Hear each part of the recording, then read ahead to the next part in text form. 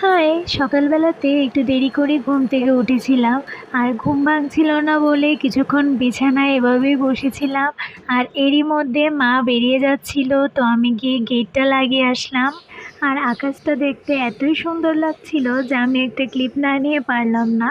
তারপর আমি ওটস দিয়ে ব্রেকফাস্ট করে নিই আর কিছুক্ষণ বসে স্নানটা সেরে নিই, কেন কি একটু দেরি করি যেহেতু ঘুম থেকে উঠেছি, তো সব কিছু একটু দেরি দেরি হচ্ছিল।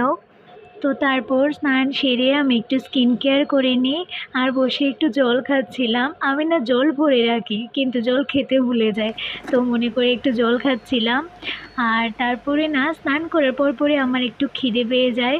তো আমি বসে বসে দুটো খেজুর খাচ্ছিলাম। আর আমার জানলার ধারে না একটা খালি জায়গা আছে। তো খেজুরগুলো খেয়ে বীজগুলোকে টুক করে ফেলে দিচ্ছিলাম জানলা দিয়ে। আর তারপরে আমি কিছু ফল কেটে রাখি। এই ফলগুলো আমি দুপুরবেলা ভাত খাওয়ার পর খাবো বলে।